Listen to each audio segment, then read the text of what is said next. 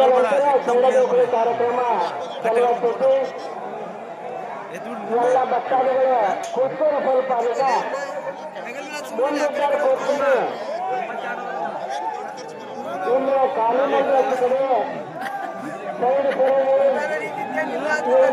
ಚೆಂಡದ ನೈವೇದ್ಯವನ್ನ ಸದ್ಗುರು ಪರಮೇಶ್ವರರಿಗೆ ಹೇಳ್ತಾ ಇದ್ದಾರೆ.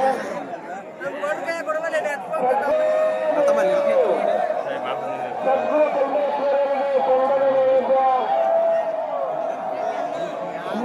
ವಿಖ್ಯಾತಿಯ ಶ್ರೀ ಪರಮೇಶ್ವರರ ಚೆಂಡದೋಕುಳಿ ಕಾರ್ಯಕ್ರಮ ಸದ್ಯವಾಗಿದ್ದು ಈ ಒಂದು ಚೆಂಡದ ನೈವೇದ್ಯದ ನಂತರ ಗ್ರಾಮದ ಗೌಡರಿಗೆ ಚೆಂಡವನ್ನ ಮೊದಲು ಎರೆಯುತ್ತಾರ.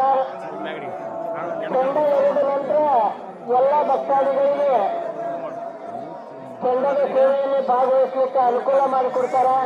ಹತ್ತು ಕಡೆ ಚೆಂಡದ ಸೇವೆಗೆ ಬರಕ್ಕೆ ಅನುಕೂಲ ಮಾಡಿಕೊಡಕ್ಕೆ ನಿಂತಾರೆ. ಒಬ್ಬೊಬ್ಬರನ್ನ ಸರತಿ ಸಾಲ ಮೇಲೆ ಬಿಡಿ. ಬರುವವರು ಸಣ್ಣ ಹುಡುಗರು ಇರ್ತಾವೆ, ವಾಪಸ್ ಸೀದೆ ಹೋಗಿ ಹೊಡಿಬೇಡಿ.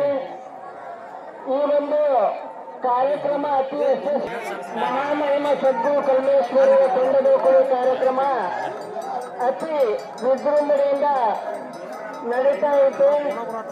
ಈ ಒಂದು ಕಾರ್ಯಕ್ರಮದೊಳಗೆ ಭಾಗವಹಿಸಿರ್ತಕ್ಕಂಥ ತಾವೆಲ್ಲರೂ ಪುಣ್ಯವಂತರು.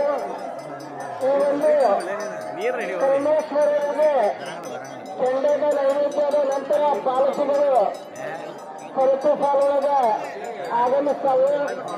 ಈ ಒಂದು ವೀಕ್ಷಣೆಯನ್ನ ಮಾಡಲಿಕ್ಕೆ ಬಂದಿರತಕ್ಕಂತಹ ಎಲ್ಲ ಭಕ್ತಾದಿಗಳಿಗೆ ಸದ್ಗುರು ಪರಮೇಶ್ವರನ ಕೃಪಾ ಆಶೀರ್ವಾದ ಸಿಗಲಿ ಅಂತೇಳಿ ಆ ದೇವರಿಗೆ ಪ್ರಾರ್ಥಿಸುತ್ತ ಈಗ ಗೌಡರಿಗೆ ಚೆಂಡದ ನೈವೇದ್ಯ ಆಮೇಲೆ ಸರತಿ ಸಾಲ ಮೇಲೆ ಬಿಡ್ತಾರ. ಯಾರು ವಾಪಸ್ ಇದೆ ಹೊಡಿಬೇಡಿ. ಯಾಕಂದ್ರೆ ಅಲ್ಲಿ ಚೆಂಡದೋಕುಳಿ ಆಡಾರು ಹಿಂದೆ ಬಿಡುವವರು ನಿಮ್ಮಷ್ಟು ರೀತಿ ಬರ್ತಿರ್ತಾರ. ಅವ್ರು ಹೋಗಿ ಇದು ವಾಪಸ್ ಹೋಗಿ ಯಾರು ಟಚ್ ಮಾಡಬೇಡಿ. ಅದ್ರ ನಂತರ ಅನಾನುಕೂಲತೆ ಆಗ್ತೈತಿ. ಮತ್ತೆ ಹಿಂದೆ ಬರುವವರು ನಿಮ್ಮ ಮೈ ಮೇಲೆ ಬರ್ತಾರ.